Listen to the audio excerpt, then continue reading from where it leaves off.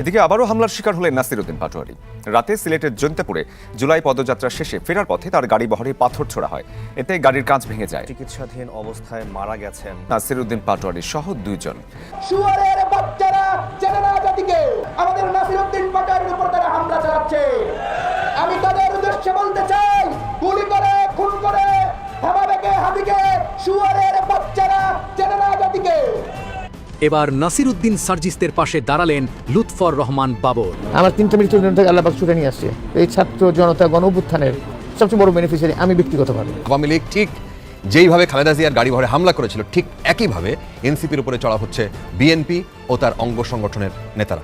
দেশে নতুন করে যুদ্ধ শুরু হয়েছে, তবে এই যুদ্ধে মনে হচ্ছে এবার বিএনপি হেরে যাবে। কারণ যে বীরদের কাছে আওয়ামী লীগের মতো বিরাট এক স্বৈরশাসকের বিদায় হয়েছে, সেই বীরদের হাতে বা সেই বীরদের সাথে আবার যুদ্ধের প্রস্তুতি নিয়েছে বিএনপি। আমরা পরিবর্তনের জন্য জীবন দিয়েছি, রক্ত দিয়েছি।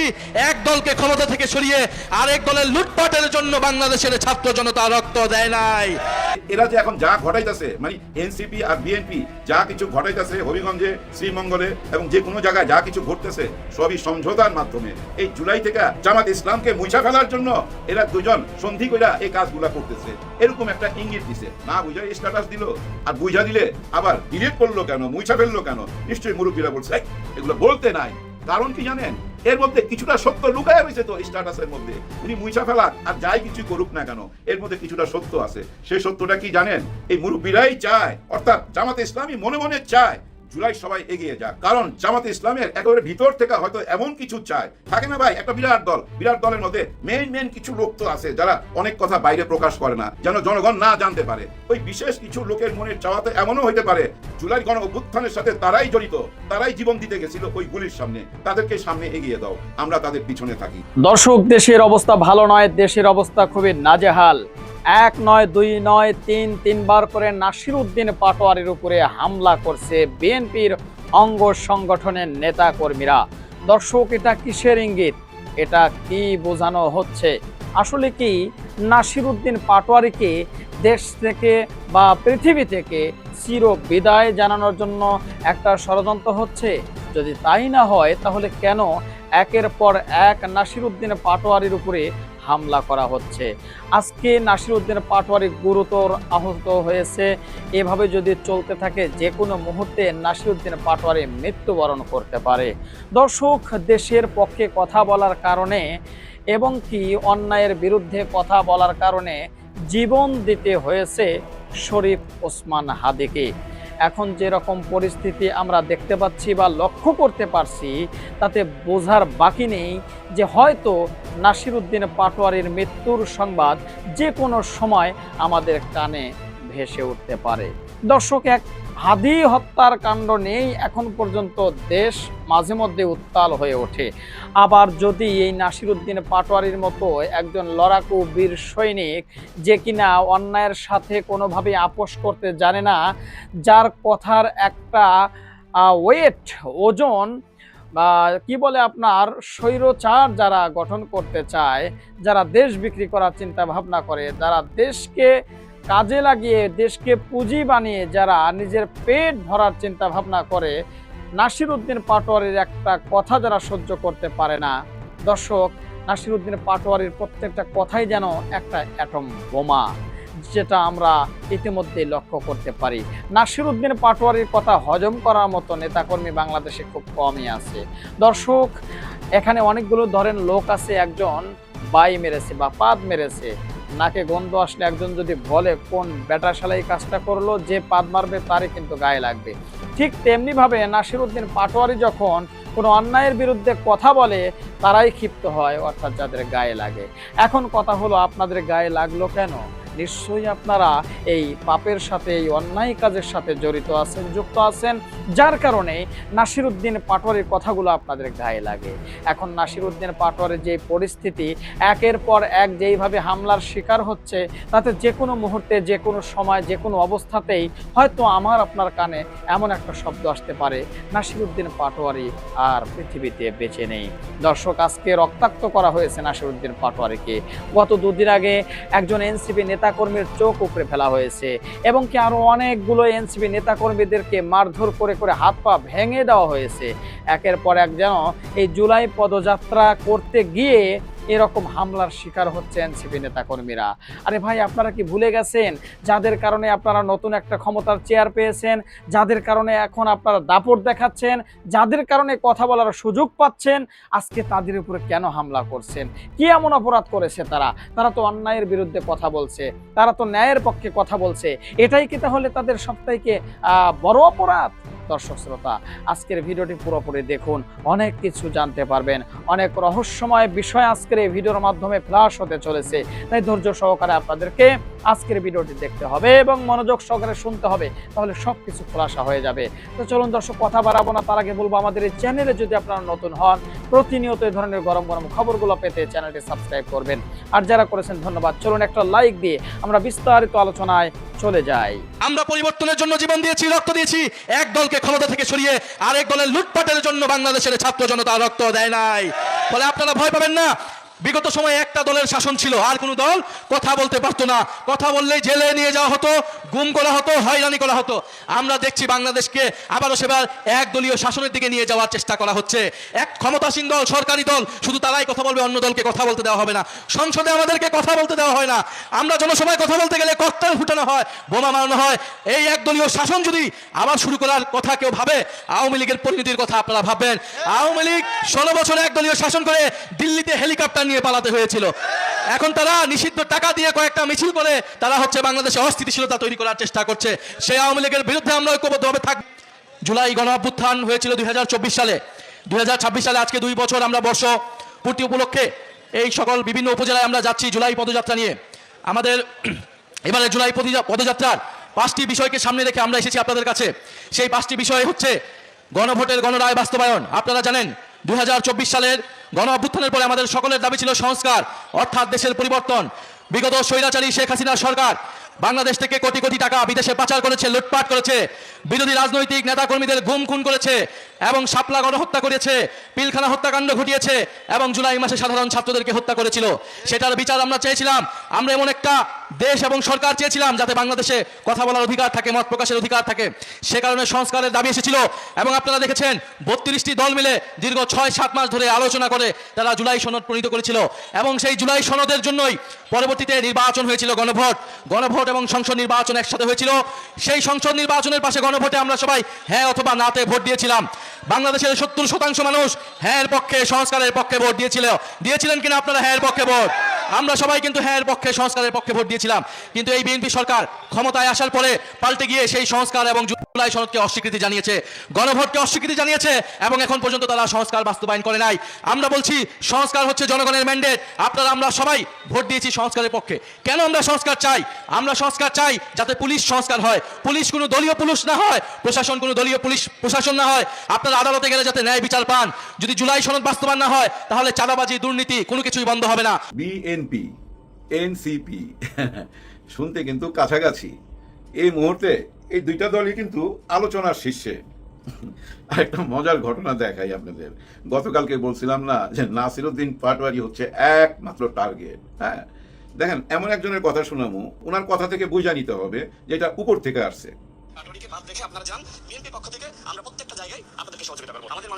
প্রথমটা তো বুঝতে পারছেন কি, পাটোয়ারিকে বাদ দিয়া আপনারা যে কোনো জায়গায় যান, যে কোনো জেলায় যান, কেউ আপনাদের উপরে আক্রমণ করবে না, এই গ্যারান্টি উনি দিচ্ছে।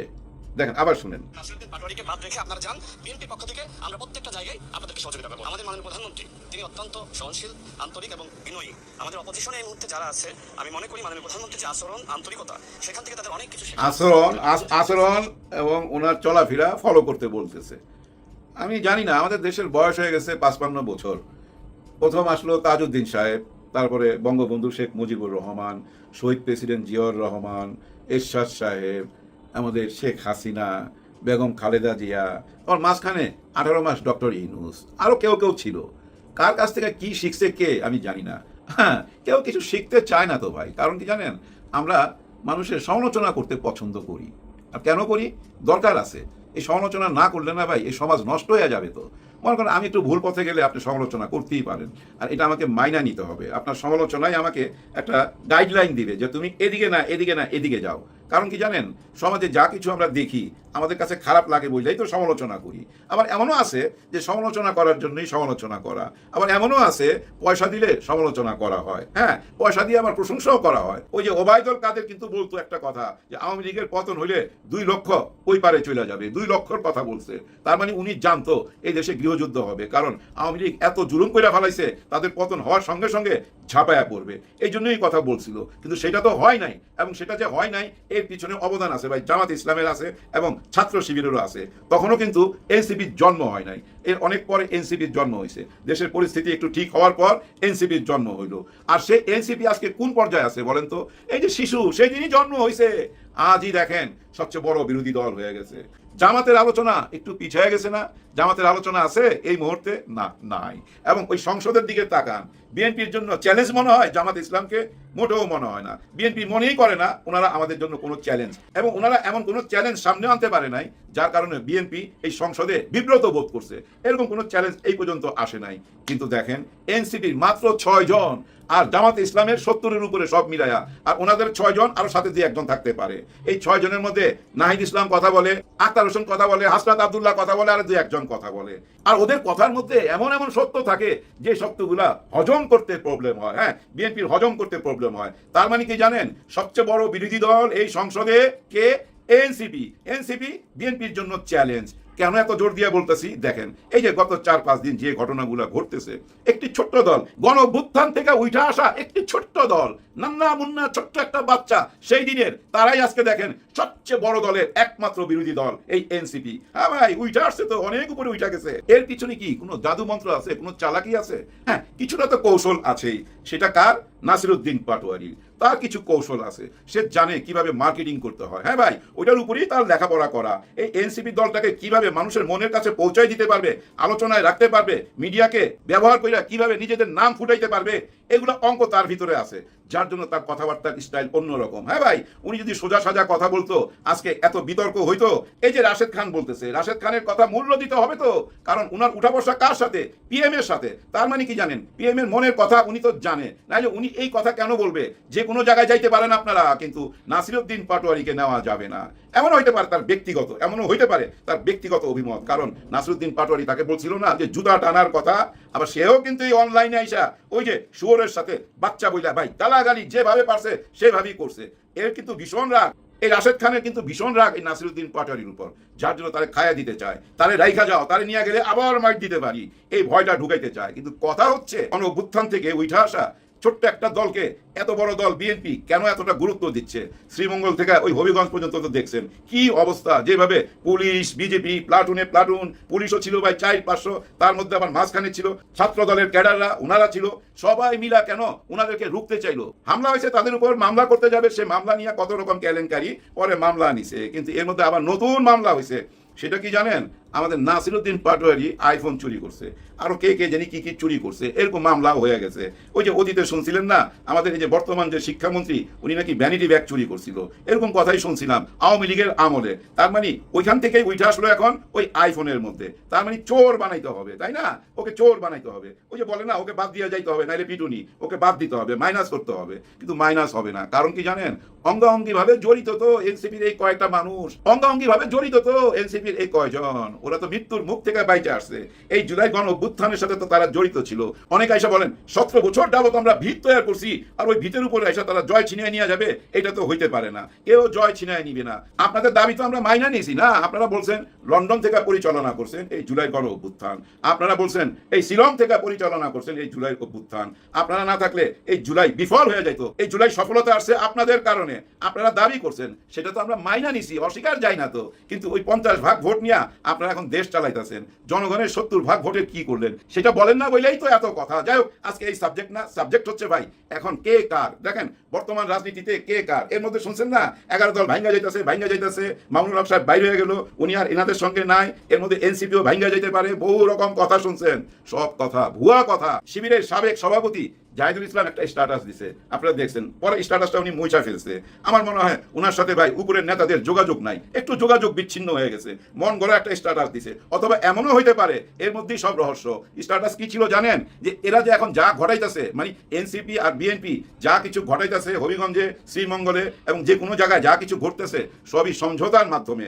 এই জুলাই থেকে জামাত ইসলামকে মুছা ফেলার জন্য এরা দুজন সন্ধি কইরা এই কাজগুলা করতেছে, এরকম একটা ইঙ্গিত দিছে। না বুঝা এই স্ট্যাটাস দিল, আর বুঝা দিলে আবার ডিলিট করলো কেন, মুছা ফেললো কেন? নিশ্চয়ই মুরব্বীরা বলছে এগুলো বলতে নাই। কারণ কি জানেন? এর মধ্যে কিছুটা সত্য লুকায় রয়েছে। তো স্ট্যাটাসের মধ্যে উনি মুছা ফেলাক আর যাই কিছু করুক না কেন, এর মধ্যে কিছুটা সত্য আছে। সেই সত্যটা কি জানেন?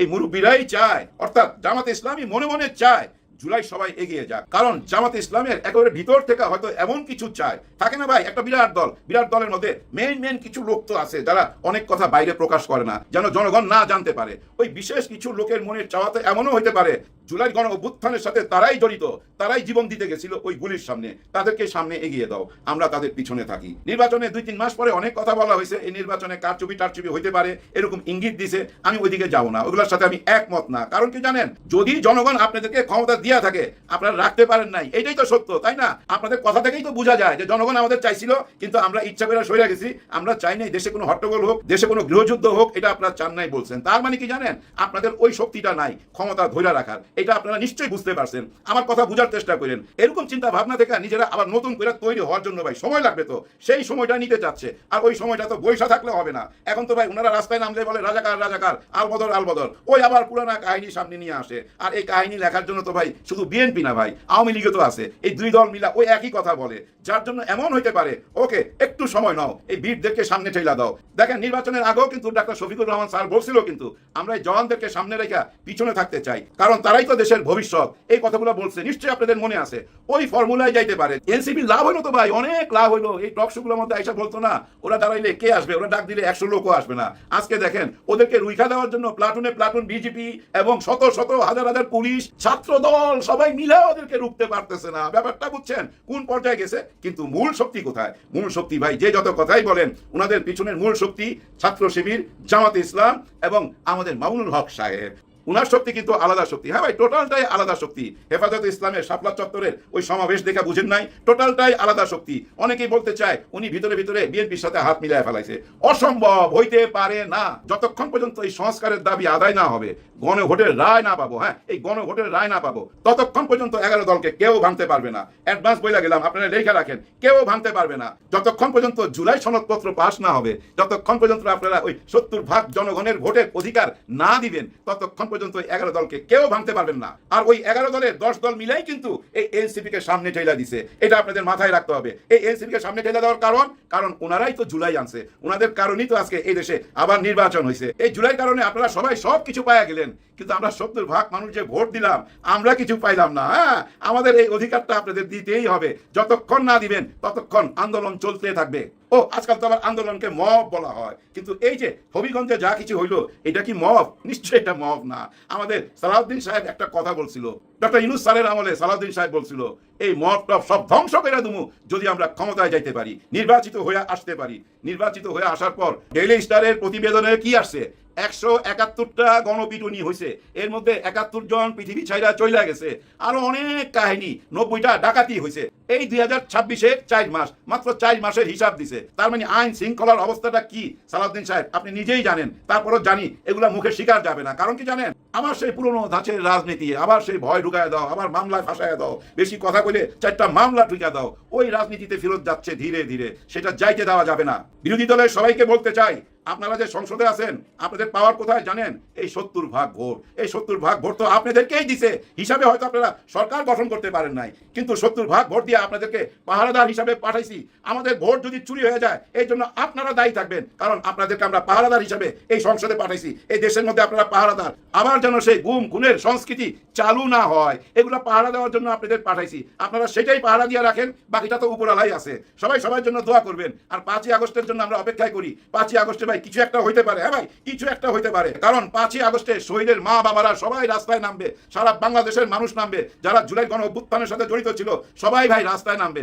মির্জা ফখরুল ইসলাম আলমগীর বিএনপি মহাসচিব এবং স্থানীয় সরকার মন্ত্রী ভুল করে অনেকটা ফ্রুটিকা খেয়ে যেরকম সত্যি কথা বলে দেয়, এরকম ফ্রুটিকা খেয়ে সত্যি কথা বলে দিলেন। এবং মির্জা ফখরুলের যে সত্য বচন, এটা স্ট্যাটাস কো থাকলে বিএনপি সরকার বেশি দিন টিকতে পারবে না।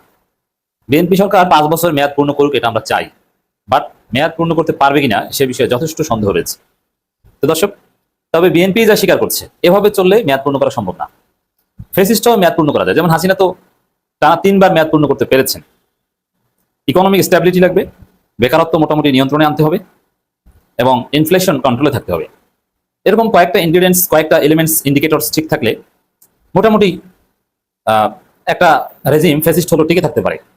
কিন্তু ফাইন্যান্সিয়াল স্ট্যাবিলিটি না থাকলে আপনি টিকে থাকতে পারবেন না। তো মির্জা ফখরুল একদিকে বলছেন যে 4.5 কোটি শিক্ষিত বেকার, এদের সবাইকে চাকরি দেওয়া সম্ভব নয়, আর বিকল্প কিছু করবে তাও সম্ভব নয়। বাংলাদেশে বলছে যে আপনি এন্টারপ্রেনার হন, এখন ব্যবসা করবে এরকম কোনো সুযোগ কি আছে? ব্যবসা বাণিজ্যের কোনো পরিবেশ আছে? ব্যবসা করার জন্য কি লোন নেওয়া সম্ভব? সরকার বলছে যে স্বল্প সুদে 4% সুদে বা এই টাকা দিবে, ওই টাকা দিবে, 500 কোটি টাকা বাজারে দিয়ে, ওটা তো দলের নেতাকর্মীরা খেয়ে ফেলবে। আসলে উদ্যোক্তা বলতে যারা বোঝায় তারা কি এই লোন পাবে? সুশাসন প্রতিষ্ঠিত না হলে এই লোনের সুবিধাভোগী হবে বিএনপি নেতাকর্মীরা, যারা ব্যবসা করবে না। 4% সুদে 10 লাখ টাকা করে লোন দিবে ব্যাংকের লোক এবং বিএনপি ছাত্র দলের লোক। তারা করবে কি, যে 4% সুদের বিনিময়ে ওই টাকাটা নিবে ব্যাংক থেকে, নিয়ে তারপর আরেক ব্যাংকে ডিপোজিট করবে, কারণ ওইখানে ডিপোজিট করলে আবার 9% সুদ পাওয়া যায় কমপক্ষে। তাহলে এখানে ঘুমিয়ে ঘুমিয়ে বিনা ব্যবসা ছাড়া, বিনা ব্যবসায় 5% লাভ। আপনি সুদ দেবেন 4%, পাবেন 9%, মাঝখানে 4% আপনার। আসলে তো লুটপাট হবে এরকম। আপনি কিসের বেকারত্ব দূরীকরণের জন্য যুবকদেরকে স্বল্প সুদে লোন দিবেন? এর কোনো সম্ভাবনা নাই। এই পরিস্থিতি চলছে, সেখানে বিএনপি এমনিতেই ফেসিবাদের দিকে হাঁটছে, বিরোধী দলের উপর দমন পীড়ন শুরু করে দিয়েছে। তার মধ্যে যদি বেকারত্বের এই অবস্থা হয়, অর্থনীতির এই অবস্থা হয়, সরকারের ইনকাম 4 আনা পাচ্ছে না, কোনো আন্তর্জাতিক সংস্থা ভালো অ্যামাউন্টের লোন দিতে রাজি হচ্ছে না, ক্রেডিট রেটিং এর অবস্থা খারাপ, বিদেশি ইনভেস্টর আসছে না, শুধু বলছে আসবো, কিন্তু দিন শেষে কোনো ইনভেস্টর আসছে না। চাপা মেরেছিল বিএনপি সরকার যে ক্ষমতা আসলে প্রথম 18 মাসে 1.5 কোটি কর্মসংস্থান তৈরি করবে, অথচ 150 তৈরি করতে পারেনি। নতুন খাত তৈরি করে চাঁদাবাজি বা এইসব খাত বাদ দিলে 150 কর্মসংস্থান তৈরি হয়েছে। এটা আপনি বলতে পারবেন যে কোন সেক্টরে 150 লোক নিয়োগ দেওয়া হয়েছে? নাই, মানে কোনো ভালো খবর নাই। এর মধ্যে মির্জা ফখরুল আবার ফটিকে খেয়ে সত্য কথা বলে ফেলেছে। তো এখন আপনি কিছুই পাচ্ছেন না, পারছেন মানুষের অর্থনৈতিক মুক্তি দিতে, না পারছেন অর্থনৈতিক স্টেবিলিটি তৈরি করতে, না পারছেন সুশাসন উপহার দিতে, না পারছেন জুলাইকে ধারণ করতে। আপনি কিছুই পাচ্ছেন, তা আপনাকে মানুষ ক্ষমতা রাখবে কেন? এখন বলবেন যে জামাত, এনসিপি এরা তো ধনচে দল, এরা আর কি করবে বিএনপির? আচ্ছা মানলাম, কিন্তু বিদেশি যে ষড়যন্ত্র, এই ষড়যন্ত্রের কবলিতে আপনি টিকতে পারবেন না। মার্কিন যুক্তরাষ্ট্র, ভারত, ইসরায়েল যে ষড়যন্ত্র করছে, সার্জিও কোরেরা যেটা চায়, আপনি এটাই তো ফুলফিল করে ভালো কিছু করতে পারবেন না। তো দর্শক দেখেন, মির্জা ফখরুলের ফটিকা খেয়ে সত্য বচন, সত্যিকার অর্থে এবার পরিবর্তন দেখতে চেয়েছিলাম। শুধু মির্জা ফখরুল না, সবাই দেখতে চেয়েছিল। বিশেষ করে এক দফার যে কন্টেন্ট, রাষ্ট্র সংস্কার এবং নতুন রাজনৈতিক বন্দোবস্ত, সেই এক দফার কন্টেন্টের আলোকে সবাই স্বপ্ন দেখেছিল এবার যেহেতু জুলাই বিপ্লব হয়েছে, আমাদের রাজনীতির মূল সমস্যা ভারতের আধিপত্যবাদকে আমরা ঝেঁটিয়ে বিদায় করতে পেরেছি, ভারতের চালাচামড়া সব পালিয়েছে, বিভিন্ন সরকারি অফিস থেকে, দপ্তর থেকে সবাইকে সমন্বয়করা, বৈষম্যবিরোধী ছাত্র আন্দোলনের নেতারা ঘাড় ধাক্কা দিয়ে বের করে দিয়েছে। তো এই পরিস্থিতিতে সত্যিকার অর্থে এবার একটা পরিবর্তন হবে, এটা আমরা চেয়েছিলাম। বিশেষ করে সরকারি সেবা নিতে গেলে ঘুষ, দুর্নীতি, ঘুষ ছাড়া কোনো কাজ হয় না। পুলিশের কাছে গেলে ঘুষ ছাড়া আপনি কোনো কাজ করতে পারেন না। আপনি প্রভাবশালী না হলে আপনি ন্যায় বিচার পাবেন না। এই যে সামগ্রিক একটা পরিস্থিতি, এটা একটা পরিবর্তন দেখতে মির্জা ফখরুল চেয়েছিলেন বলে তিনি দাবি করছেন, এবং আমরা সবাই চেয়েছিলাম, কিন্তু এখন পর্যন্ত সেটা আমাদের মধ্যে দেখছি না। ঠিক আছে, ইউনূস সরকার পারে না, ইউনূসকে তো অনেক গালি দিয়েছেন, ইউনূস কিছুই পারে নাই। বাস্তবিক পক্ষে পরিবর্তন যতটুকু করেছে ইউনূসই করেছে। কিন্তু বিএনপি ক্ষমতা এসেছে 6 মাস হয়ে গেছে, কই বিএনপি তো কোনো পরিবর্তন করতে পারেনি। কেন পরিবর্তন করতে পারেনি? তো দর্শক, বিএনপি ক্ষমতা আসার পর সংস্কার বলতে যা বোঝায়, সুশাসন বলতে যা বোঝায়, বলেন তো যে একটা ইন্ডিকেটরসে উন্নতি হয়েছে, এই পরিবর্তনটা করতে পেরেছে? চাঁদাবাজি কমেছে না, ঘুষ কমেছে না, দুর্নীতি কমেছে? বরং এগুলোর জন্য নতুন নতুন সিন্ডিকেট তৈরি হয়েছে, এগুলো বেড়েছে, অবস্থার আরো অবনতি হয়েছে। সুষ্ঠু নির্বাচনের কোনো পরিবেশ তৈরি হয়েছে না, সুষ্ঠু নির্বাচনের পরিবেশ আরো নষ্ট হয়েছে। তো দর্শক, আশাবাদী হই এ কারণে যে পরিবর্তন দেখছি একজন মানুষের মধ্যে, তিনি তারেক রহমান। এটা তো তারেক রহমানকে তেল মারছে, এটা বোঝাই যায়। তারেক রহমানের মধ্যে পরিবর্তন, একটা পরিবর্তন আছে, সেটা হচ্ছে তিনি ওসমানী মিলনায়তন থেকে সচিবালয় পর্যন্ত হেঁটে যান। আবার তিনি শার্ট পরেন, ইন করেন না, গরমের মধ্যে ব্লেজার খুব কম পরেন, টাই খুব কম পরেন, শুধু বিদেশ সফরে গেলে তখন টাই পরেন। এরকম কিছু সাদাসিধে ড্রেস আপ, চলাফেরা, এটা হচ্ছে একমাত্র পরিবর্তন। আবার জনগণের সাথে মিশেন, নিজে সেলফি তুলে দেন, স্ত্রীর সাথে খুব একটা সুন্দর খুনসুটি করেন, সিলেটে গেলে সিলেটের মানুষ তাকে দুলোভাই দুলোভাই বলে স্লোগান দেয়। পরিবর্তন হচ্ছে এইটা ধুয়ে আমরা পানি খাবো? এই পরিবর্তন দিয়ে কি করবো? প্রোটোকল কমিয়ে দিয়েছে, মন্ত্রীদের অনেকের প্রোটোকল প্রত্যাহার করেছে, অতিরিক্ত প্রোটোকল অনেকের আছে। এগুলো দিয়ে আমরা কি করব? আমাদের দরকার সুশাসন, আমাদের দরকার মত প্রকাশের স্বাধীনতা, তার আগে আমাদের দরকার অর্থনৈতিক মুক্তি, বেকারত্ব দূরীকরণ দরকার, আমাদের দরকার ইনফ্লেশন নিয়ন্ত্রণ, মানুষ বেঁচে থাকার, চিকিৎসার এবং খাওয়ার নিরাপত্তা পাবে। দর্শক, আশা করি পুরো ভিডিওটি আপনারা দেখেছেন। এবার অবশ্যই আপনাদের মূল্যবান মতামতটা জানিয়ে দিন, পারলে ভিডিওটি শেয়ার করে সবারই দেখার সুযোগ করে দিন। আর আমাদের এই চ্যানেলে যদি আপনারা নতুন হয়ে থাকেন, প্রতিনিয়ত এই ধরনের আপডেট গরম গরম খবরগুলো পেতে আমাদের এই চ্যানেলটি সাবস্ক্রাইব করে আমাদের সাথে থাকুন। ইতিমধ্যে যারা অলরেডি সাবস্ক্রাইব করে আমাদের সাথে অলরেডি রয়েছেন তাদের ধন্যবাদ জানিয়ে আজকের মতো এখানে বিদায় নিচ্ছি। দেখা হচ্ছে নতুন কোনো ভিডিওতে। সে পর্যন্ত সবাই ভালো থাকবেন, সুস্থ থাকবেন। আল্লাহ হাফেজ।